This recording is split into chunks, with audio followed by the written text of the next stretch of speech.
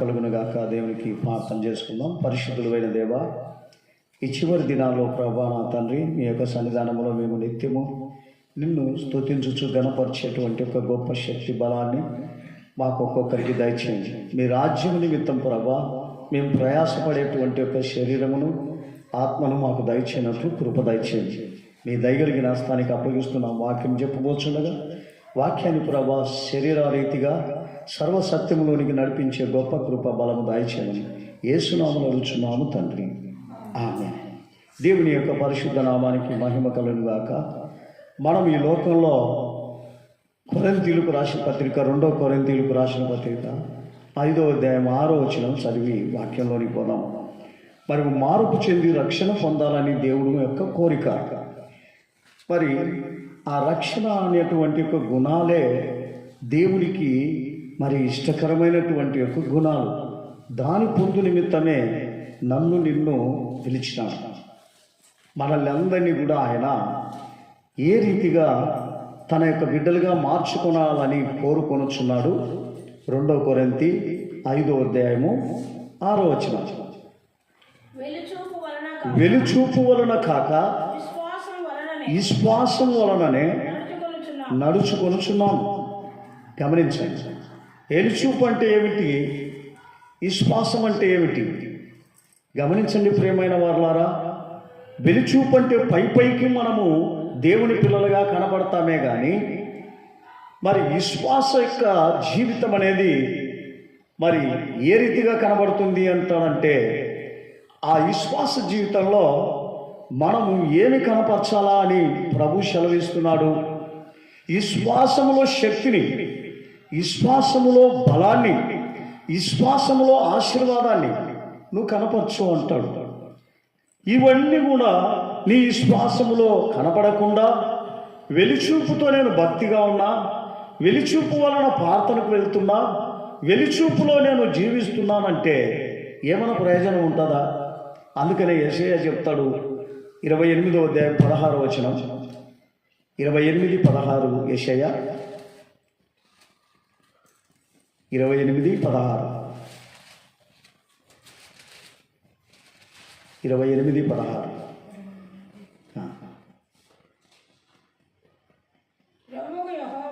ప్రభు అయిన యెహోవా ఈలాగు సెలవిచ్చుచున్నాడు, షియోనులో పునాదిగా రాతిని వేసిన వాడను నేనే.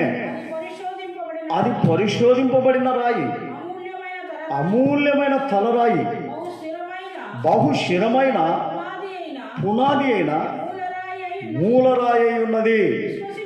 విశ్వసించువాడు కలవరపడడు. గమనించండి ప్రియమైన వారులారా, దేవుని నమ్మిన వారు కలవరపడరంట. దేవుని నమ్మిన వారే కలవరపడేది. దేవుని నమ్మకుండా ఉన్న వాళ్ళే బాధపడుతూ ఉంటారు, వేదన పడుతూ ఉంటారు. నేను ఇంత దేవునికి సేవ చేస్తున్నా కానీ నా కష్టాలు తప్పిపోలేదు, నా బాధలు తప్పిపోలేదని కలవరపడుతూ ఉంటారు. కానీ దేవుని నమ్మిన బిడ్డలు ఏమాత్రము కలవత చెందరు అంటాడు.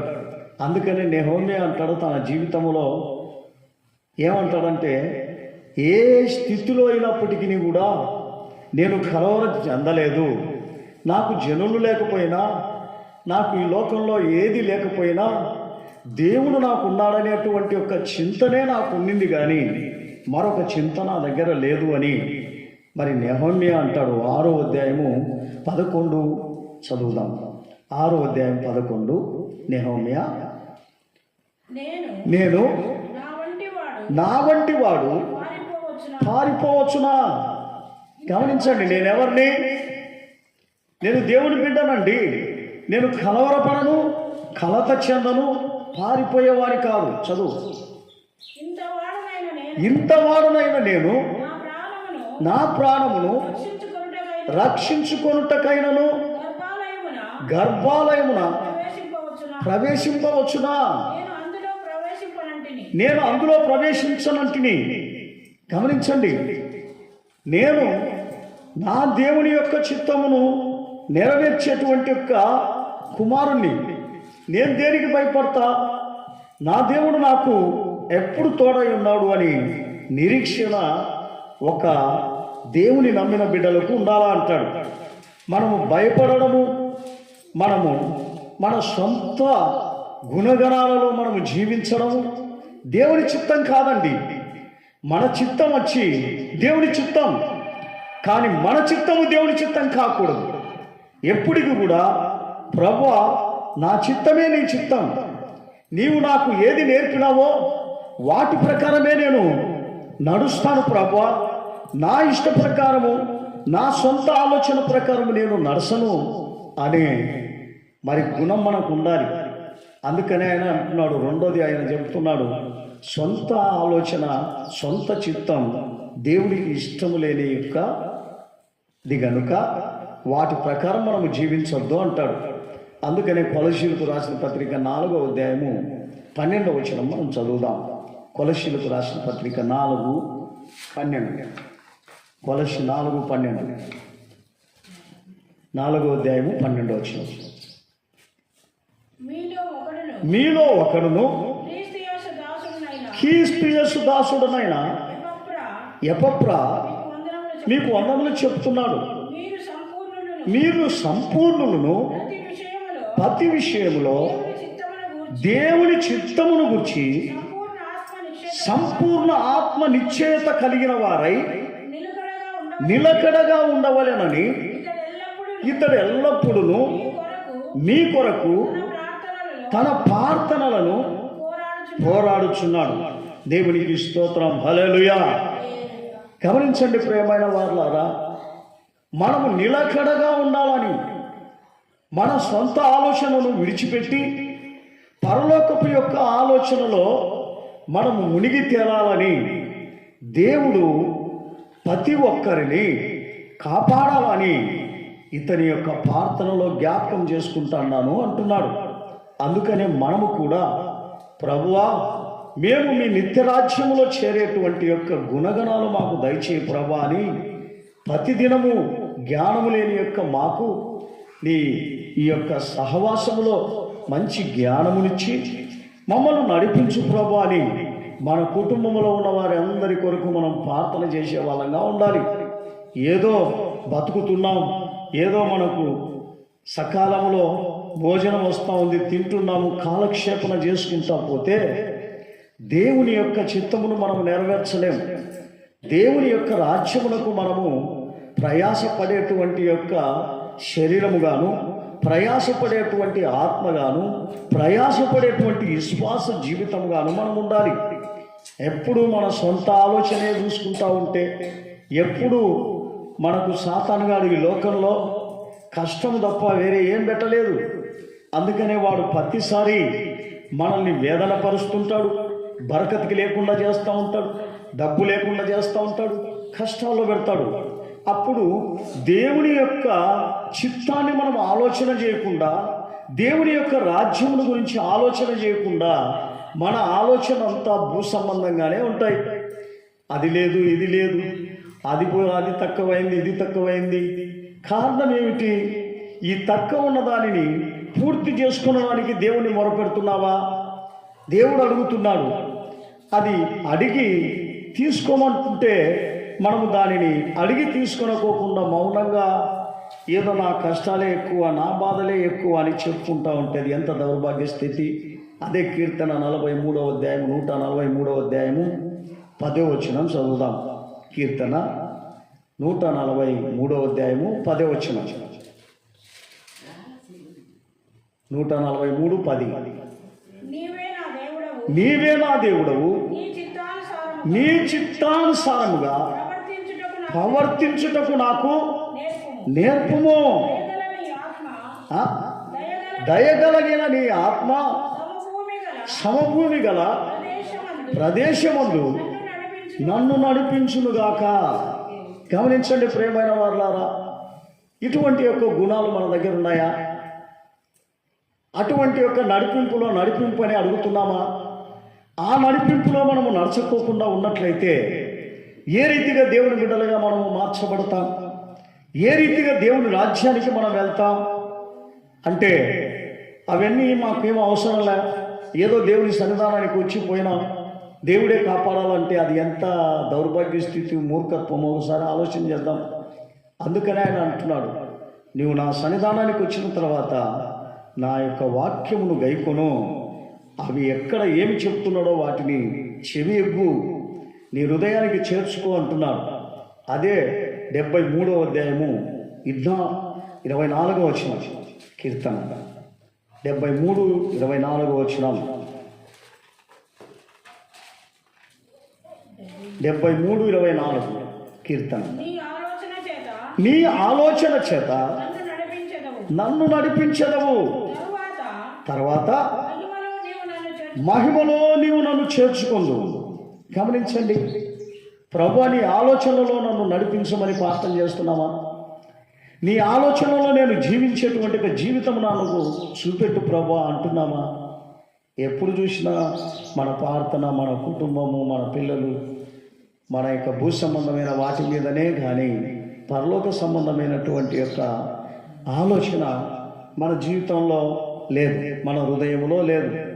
ఎప్పుడు వాళ్ళ ఆశీర్వాదములు, వాళ్ళ సుఖములు, మన సుఖములు, మన ఆశీర్వాదముల కొరకే మనం చూస్తున్నాం. కానీ ఈ చివరి దినాలైనా దేవుని ఎతుకుదాం, దేవుని రాజ్యానికి మనం వెళ్దాం అనే చింత ఏ విశ్వాసంలో కనబడడం లేదు.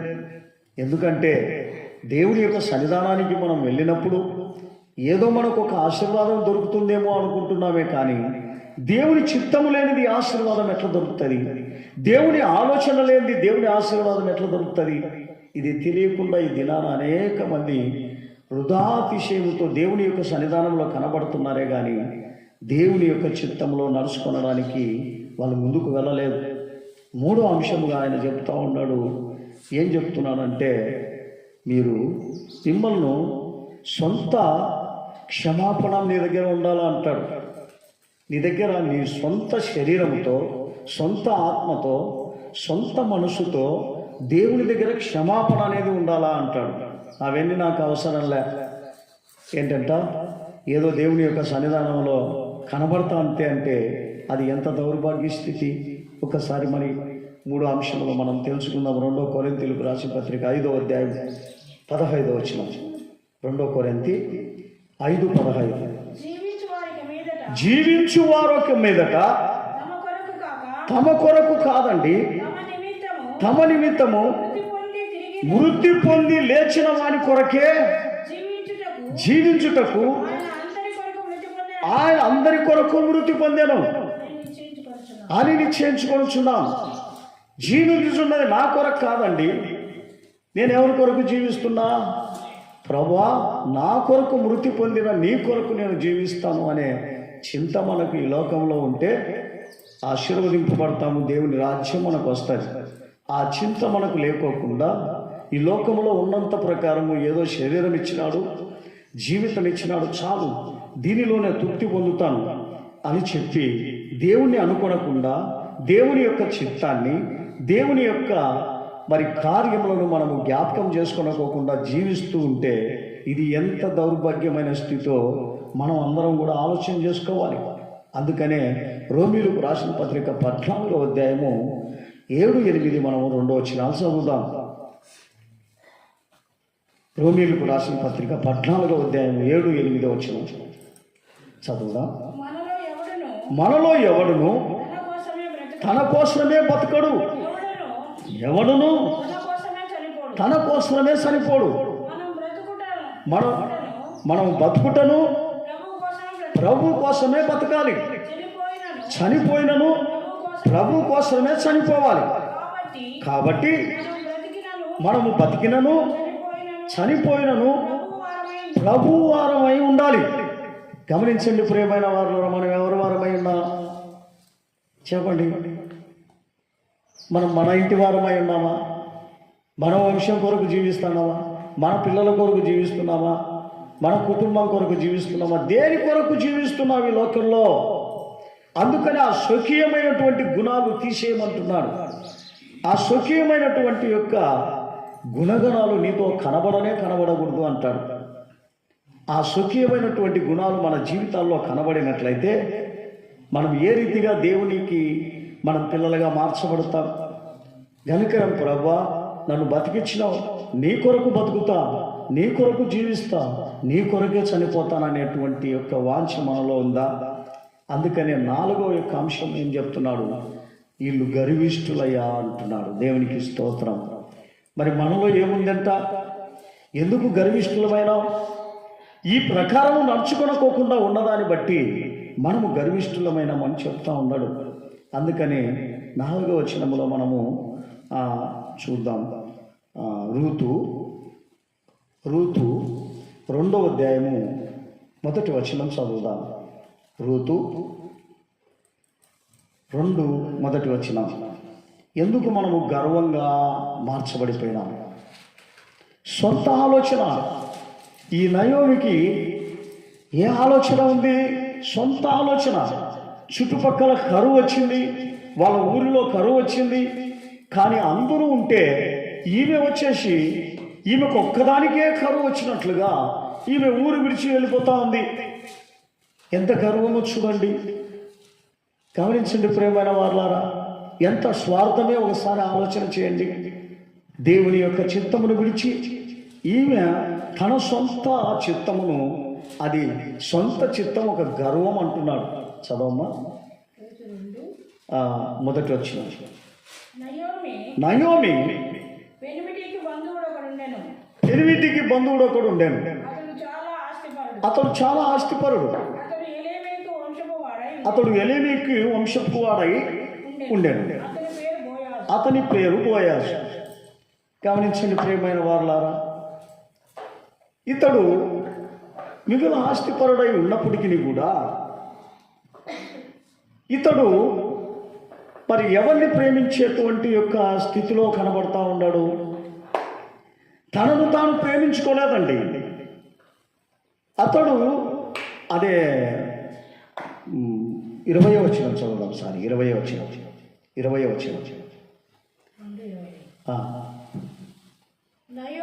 నయోమి వెతికి ఉన్న వారికి, బతికి ఉన్న వారికి, సచ్చిన వారికి ఉపకారము చేయుట మానని ఇతడు యెహోవా చేత ఆశీర్వదింపబడును కదా అని తన కోడలితో అనెను. మరియు నయోమి ఆ మనుషుడు మనకు సమీప బంధువు, అతడు మనలను విడిపింపగల వారిలో ఒకడని చెప్పాను. గమనించండి ప్రియమైన వారలారా, తన దరిద్రతము నుండి ఈ లోకంలో విడిపించడానికి ఇతడు ఒకడు అని చెప్తా ఉంది. కానీ ముందుగానే ఆ ఆలోచన ఏంటికి ఈమెకు లేకుండా పోయింది? గమనించండి. అందరూ బతుకుతున్నారు, నేను కూడా అలాగా బతుకుతాను, అందరూ చచ్చినప్పుడే నేను నా దేవునితో నేను చనిపోతాననే చింత ఈమె దగ్గర లేదు. ఈమె తన యొక్క సొంత ఆలోచనతో ఆమె పరిగెత్తింది. అందుకని అన్నీ పోగొట్టుకొని తర్వాత వచ్చి తన యొక్క ఊరికి వచ్చి తన బంధువుని ఎత్తుకుతా ఉంది. చూడండి ప్రియమైన దేవుని బిడ్డ, ఎంత దౌర్భాగ్యమో, ఎంత అన్నీ పోగొట్టుకొని అప్పుడు అర్థమవుతా ఉంది. ఏమని అర్థమవుతా ఉంది? ఈ భూమి మీద ఏమీ లేదు, నేను పోయి ఏం ప్రయోజనం లేదు.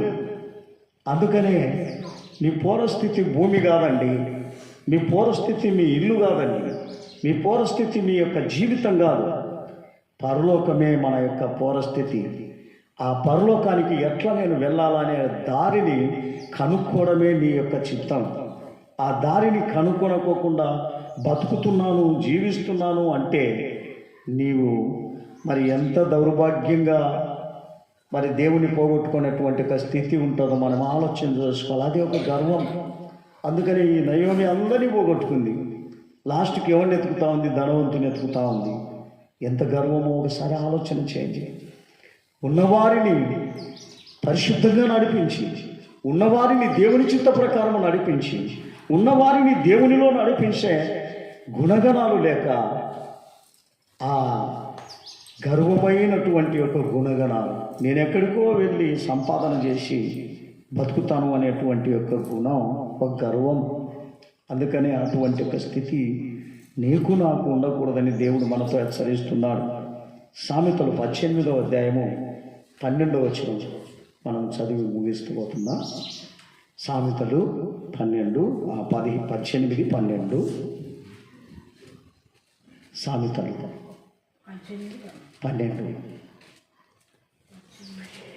18వ అధ్యాయము 12వ వచనం. ఆపత్తు రాకమునుపు నరుని హృదయము అతిశయపడుతుందంట. ఘనతకు ముందు వినయం ఉంటుంది.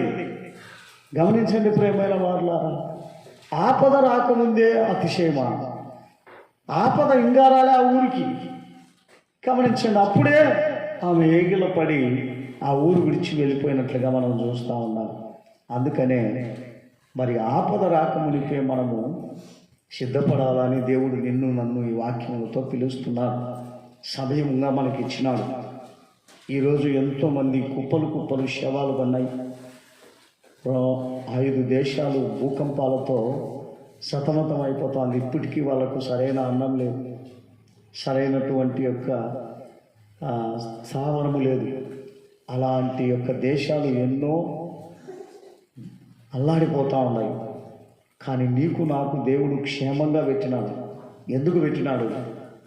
వాక్యం విని మారుతామని.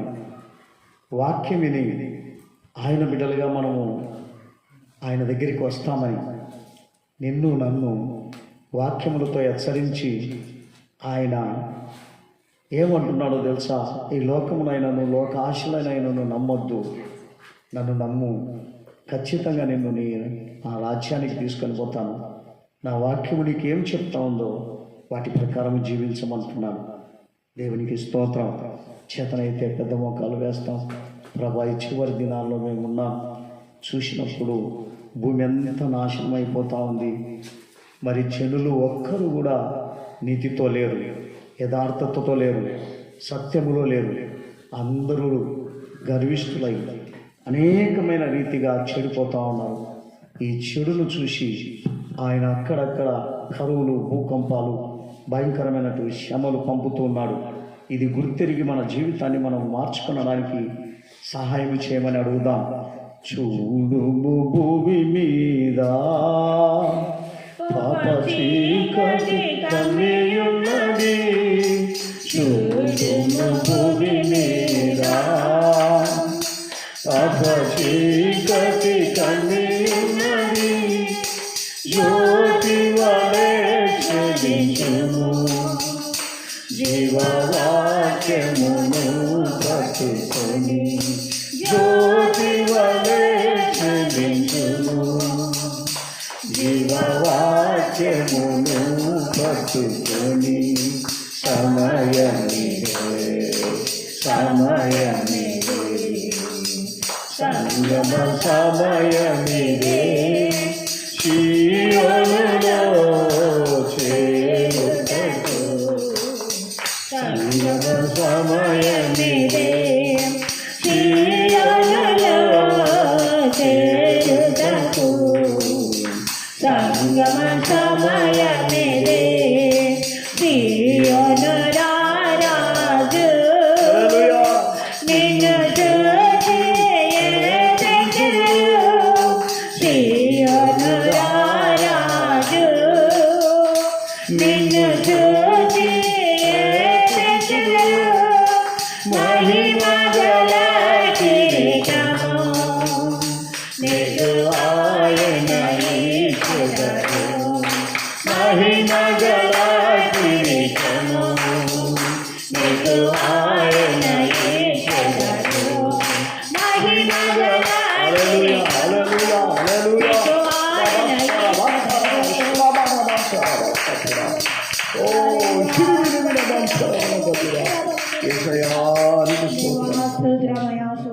ఇంతవరకు మనతో మాట్లాడిన కృపను బట్టి దేవునికి స్తోత్రం చేస్తాం.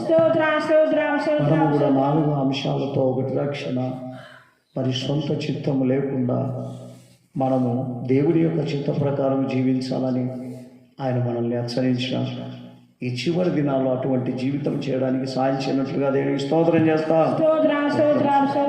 వచ్చిన బిడ్డలందరినీ ఆశీర్వదించినట్లుగా దేవునికి స్తోత్రం చేస్తాం.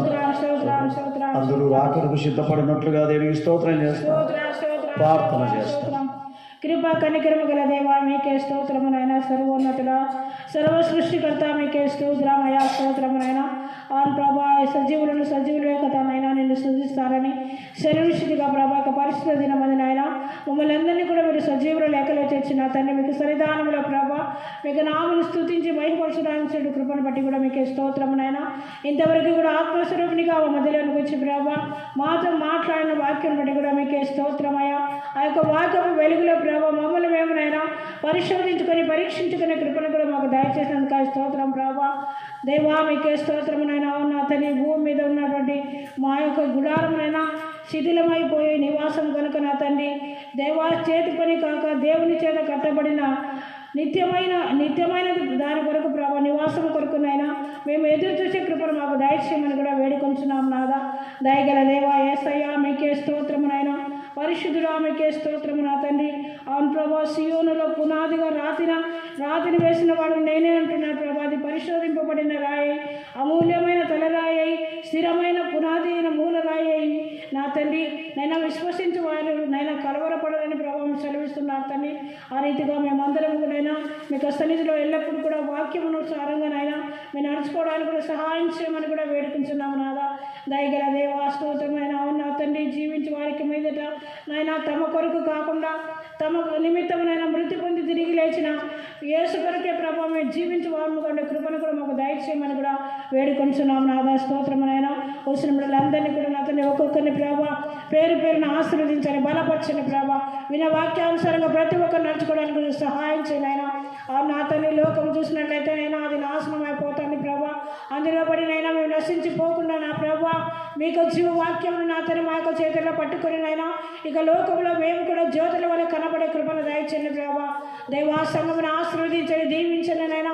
కడబడి దినాలు కనుక నా తండ్రి అనేకులు రక్షణ పొందడానికి కూడా సహాయం చేయండి ప్రభా. చిన్న మంద భయపడకుండా నేను మీకు తోడైనా సరిసిగా ప్రభా. ఇక చిన్న మందను కూడా గొప్ప మందగా ఆశీర్వదించమని కూడా వేడుకొంటున్నాము నాయన. స్తోత్రము నాయన. సన్నిధిలో ఉన్న తండ్రి వ్యాధిగ్రస్తులను కూడా ప్రభా మీరు ముట్టని నా తండ్రి స్వస్థను దయచేయండి ప్రభా. అన్ని విధాలుగా మీ యొక్క కృపా రేఖల కిందనైనా సంఘమున తండ్రి భద్రపరిచిన ప్రభా మీరు త్వరగా రాబోచున్న తనకు రాగల మహిమల రాకడలో ప్రభా మేమందరం కూడా నైనా కొనిపోబడిన తండ్రి మీ యొక్క ముఖ దర్శనం చేసుకునే కృపను మాకందరికీ కూడా దయచేయమని మా ప్రభులు మా రక్షకుడైన నాజరుడైన యేసు పరిశుద్ధ నామములో అడిగి వేడుకుంటున్నాం తండ్రి.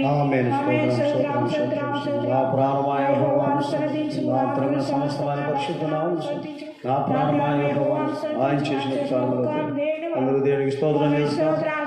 హల్లెలూయా, హల్లెలూయా, హల్లెలూయా. అందరికీ స్తోత్రం.